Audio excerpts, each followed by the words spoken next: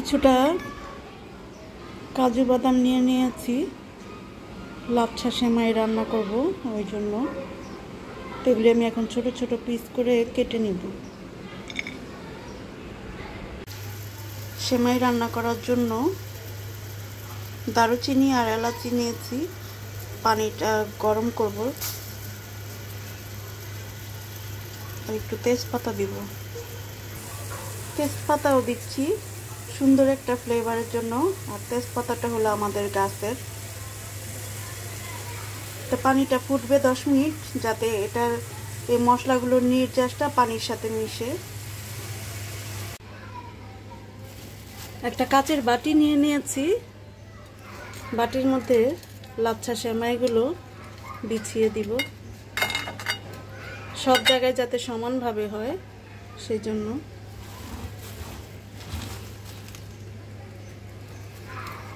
এই সেমাইটা সবাই খুব পছন্দ করে আমাদের বাসার। যারা বেড়াতে আসে তারাও অনেক পছন্দ করে, ওই জন্যই অনেকগুলো রান্না করতে হয়।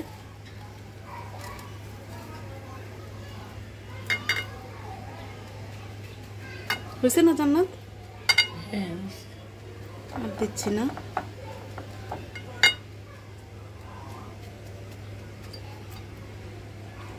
তো এখন আমি বাদামটা ঘিয়ে ভেজে নিব। একটা কড়াইয়ের মধ্যে কিছুটা ঘি দিয়ে নিব বাদামটা ভাজার জন্য। যেহেতু এটা লাচ্ছা সেমাই দুধে ভিজাবো, সেজন্য বেশি ঘি দেব না। ঘিয়ের খুবই সুন্দর ঘ্রাণ বের হয়ে গেছে।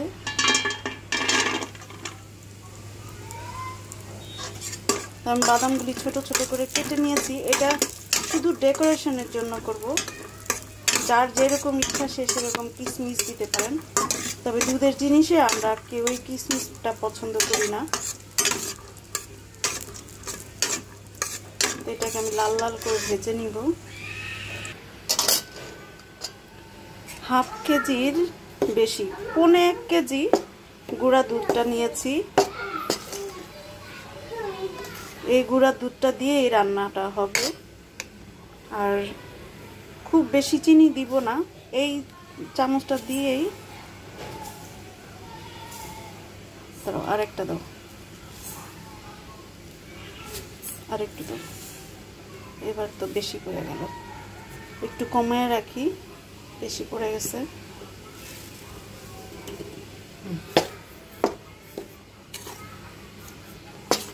দুধের একটা দারুণ ঘ্রাণ আছে, সেই ঘ্রাণটা যদি চিনি বেশি হয়ে যায় বা মিষ্টি জিনিস যদি বেশি হয়ে যায়, তাহলে দুধের ঘ্রাণটা আর থাকে না। তা আমি এটা চিনির সাথে খুব ভালোভাবে মিক্স করে নিব। চিনির সাথে মিশিয়ে দিলে জিনিসটা আসলে খুব সুন্দর হয়।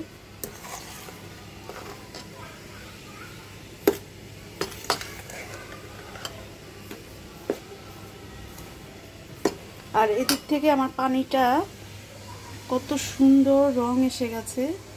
লং এলাচি, লং দেইনি অবশ্য, এলাচি আর দারচিনি দিয়েছি আর তেজপাতা।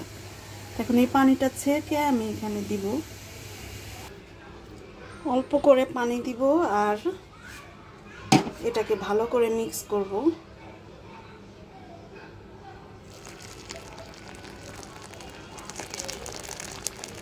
এখন একটু নাড়বো আবার।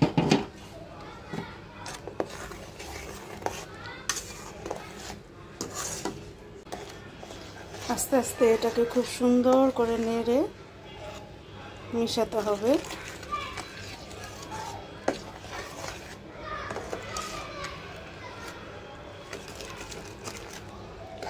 যেহেতু চিনি আছে, চিনি থাকলে এটা আরো লিকুইড হতে থাকবে।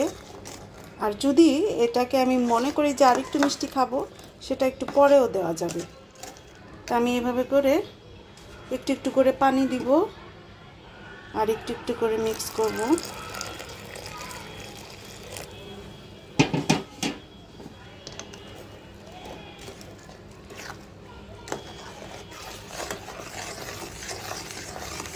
এটাকে আমি বেশি পানি দিব না।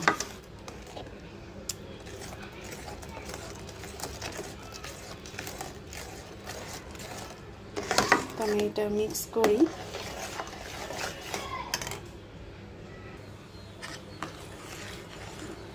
এই যে দুধটা এরকম ঘনত্বে থাকবে, এটাকে একদম বলক আসা পর্যন্ত জাল দিব না, যেহেতু আমি পানিটাকে পর্যাপ্ত ফুটিয়ে নিয়েছি। এটা এখন অল্প নাড়াচাড়া করলেই হবে, যাতে শুধু খেয়াল করতে হবে নিচে যাতে লেগে না যায়।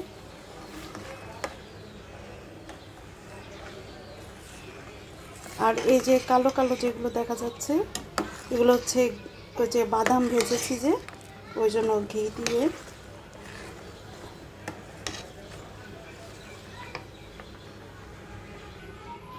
দুধটা বলক এসে গেছে।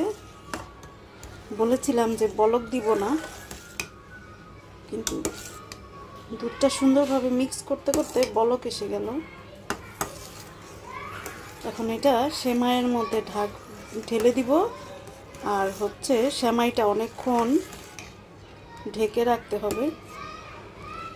তা আমি এখন চুলাটা আগে অফ করি। আমার চুলার সমস্ত কাজই শেষ।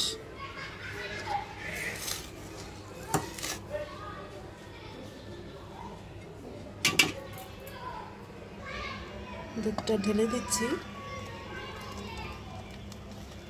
আরো দ্রুত ঢালো।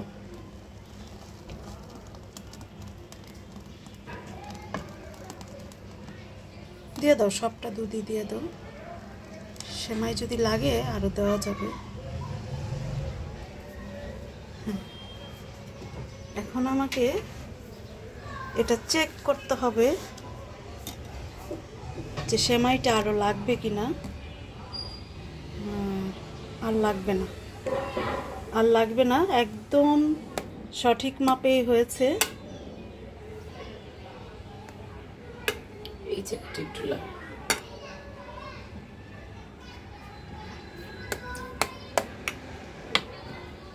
এখন আমি উপরে বাদামগুলো ছড়িয়ে দিব। এখন আমি বাদামগুলো দিয়ে দিচ্ছি, এই যে এগুলো ভেজে নিয়েছি ঘিয়ে।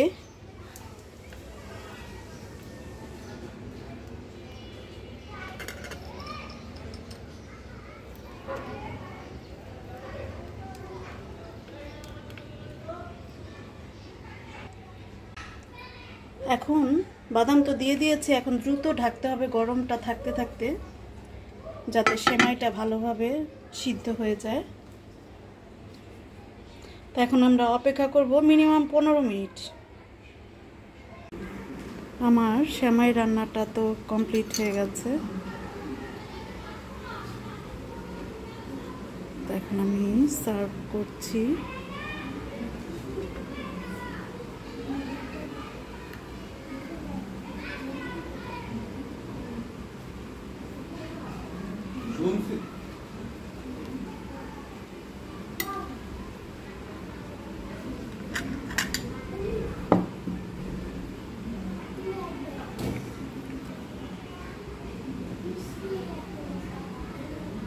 আমি অত ভালো সার্ভ করতে পারি না, তবুও অল্প করে একটু চেষ্টা করছি।